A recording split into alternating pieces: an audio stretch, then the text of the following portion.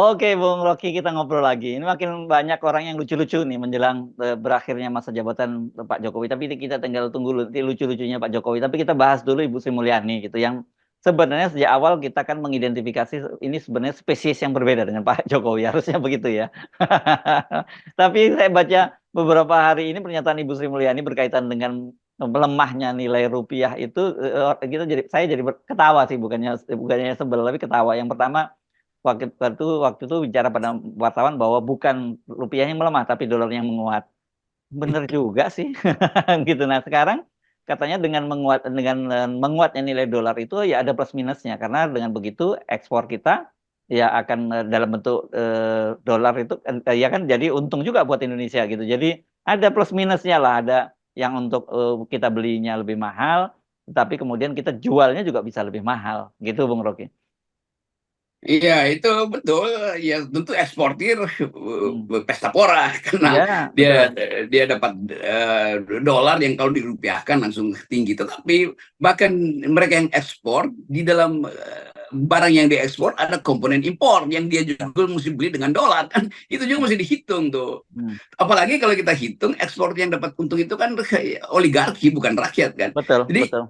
impact dari kenaikan dolar itu terhadap kenaikan barang itu yang dirasakan oleh rakyat. Jadi Hmm. Sri Mulyani ini sama dengan kalau saya bilang ya memang bukan kabinetnya yang dungu tapi menteri-menteri yang tidak bisa berpikir. Sama juga impact sama itu hasilnya sama sebetulnya.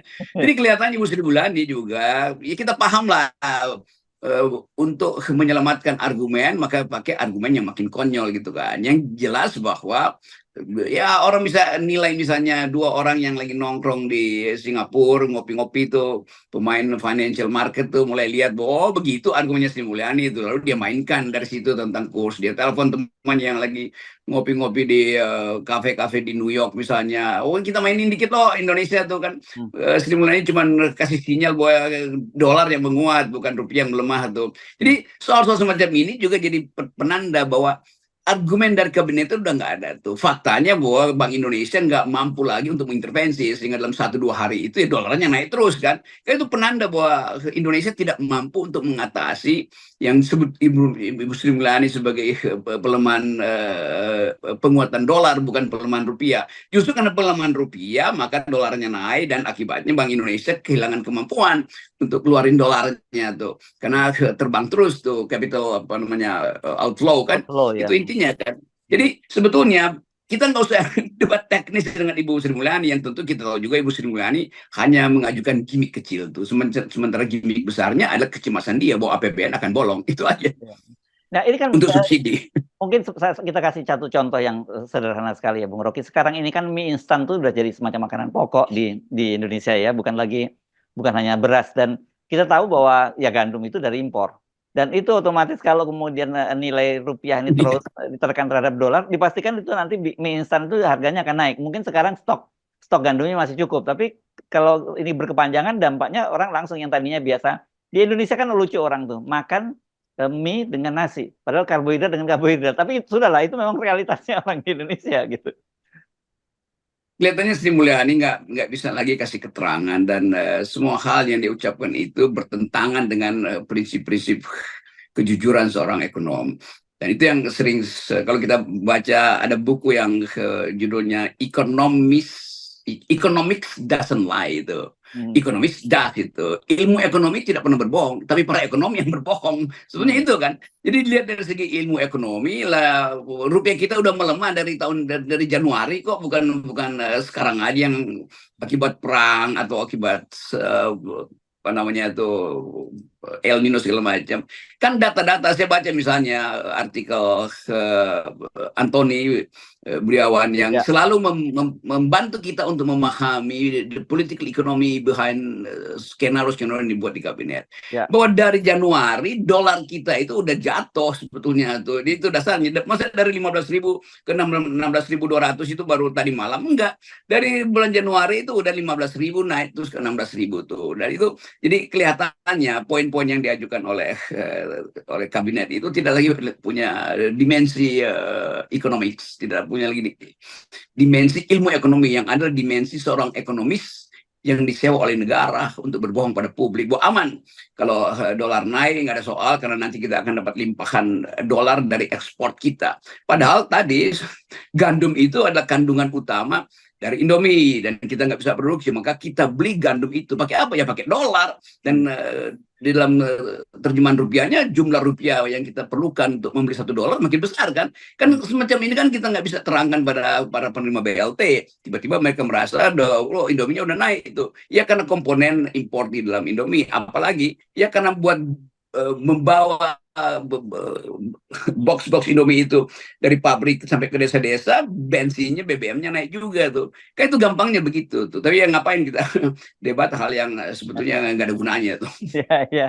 Paling nanti yang seperti kemarin-kemarin yang akan disalahkan adalah faktor eksternal. Seperti kemarin itu perang di Ukraina itu selalu jadi dasar pemerintah bahwa kenapa kemudian APBN kita juga jebol. Saya kira sekarang ini soal Iran dan Israel gitu. Walaupun Irannya sendiri ngomong itu sih drone mainan anak-anak yang diserang di Israel, tapi tetap aja itu bisa jadi justifikasi. Ini ketegangan di Timur Tengah. Walaupun kita tahu bahwa memang dampak dari geopolitik global itu masih langsung berpengaruh ke dalam negeri. Tetapi kan jangan kemudian itu digunakan semata karena untuk menutupi ketidakberhasilan pemerintah mengelola anggaran. Bukan tidak berhasil, saya kira ugal-ugalan gitu digunakannya ya.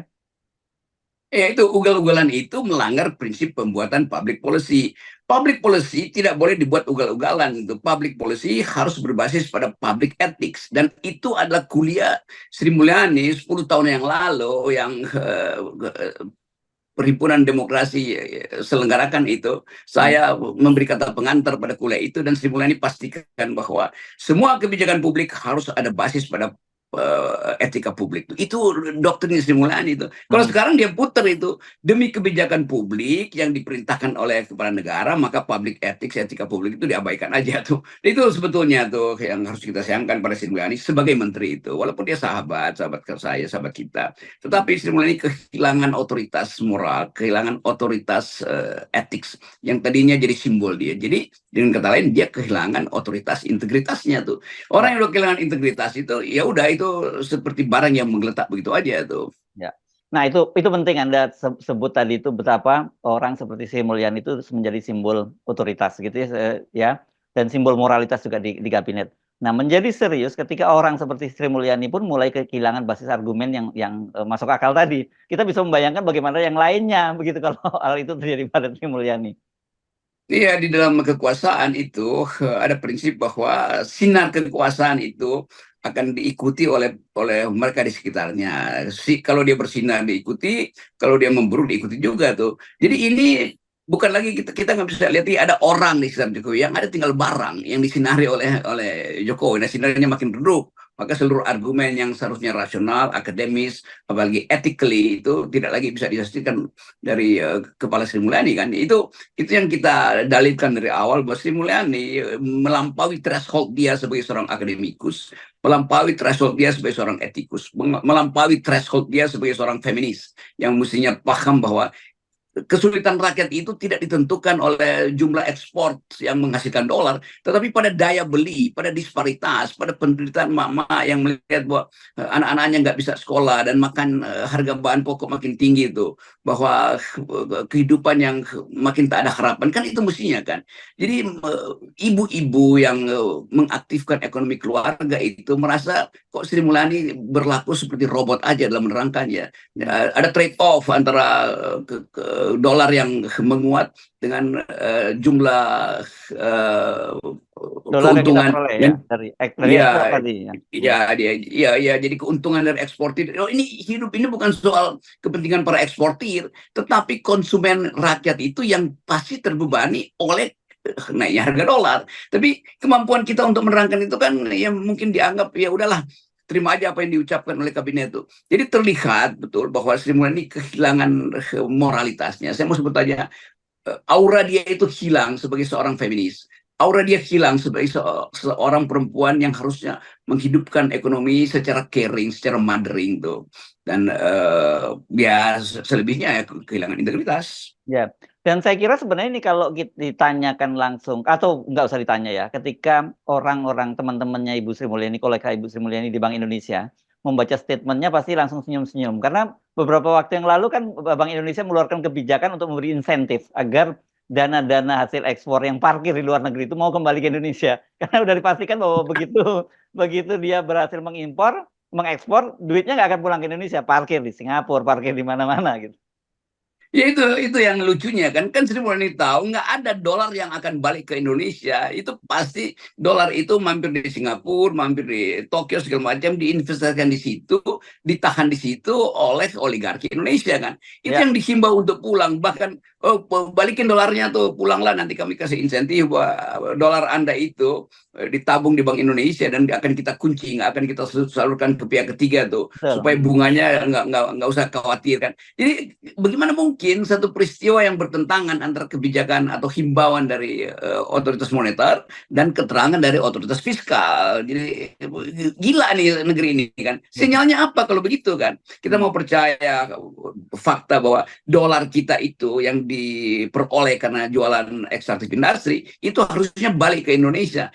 Tetapi dia di dalam pikiran para oligarki, ngapain balik ke Indonesia yang iklim investasinya nggak penting, mending diputar aja di pasar uang Singapura misalnya tuh, dengan pertimbangan bahwa kita tunggu kabinet baru baru kita masukin lagi tuh dana-dana itu. Jadi sebetulnya kita dirampok untuk kepentingan oligarki, tetapi dibela oleh Ibu Sri Mulyani.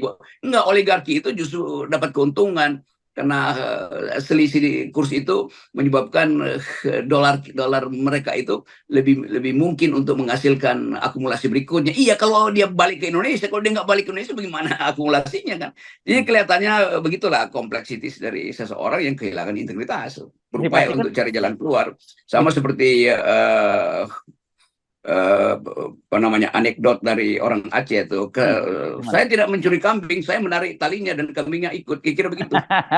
Iya, iya, iya, itu saya pernah dengar itu anekdot di Aceh ketika ada seorang pencuri ditanya hakim, "Kenapa kamu mencuri hakim?" "Saya tidak mencuri Pak Hakim, saya tarik talinya tapi kambingnya ikut." Cerdas sih, kalau itu cerdas. Nah, itu lebih menerangkan daripada seluruh argumen yang mesti kita bahas dari Sri Mulyani atau Jokowi itu macam-macam. Iya, iya, iya. Jadi ini, tapi saya kira ya dalam beberapa hari ke depan itu menjelang akhir masa jabatannya Pak Jokowi akan makin banyak sekali penjelasan-penjelasan yang nggak akan masuk akal dari para menteri-menteri kabinet kan gitu. Dan kita ingatkan dulu Pak Jokowi sendiri yang pernah mengeluhkan dengan proyek-proyek strategis nasional itu katanya ini ada, pelabuhan tapi tidak ada akses jalan masuk ke pelabuhan. Ada pembangunan waduk tidak ada saluran, tersiernya yang mengalirkan itu kan. Itu kan akan terbongkar nanti Bung Rocky. Saya kira itu yang menjelaskan mengapa, Pak Jokowi itu melakukan berbagai manuver untuk, menunda, lengsernya dia dari kekuasaan. Ya itu rumusnya sama, ada kepala negara tapi kepalanya nggak ada isinya, itu aja sebetulnya kesimpulannya. Oke, baik terima kasih. Kita nikmati saja, Ya, jangan terlalu serius ya, Bung Rocky ya. ya Ingat anggap anekdot aja orang Aceh ini ya. adalah satir-satir kecil menjelang keputusan Mahkamah Konstitusi. Yes. Yes, Oke, terima kasih Bung Rocky. iya. Yeah.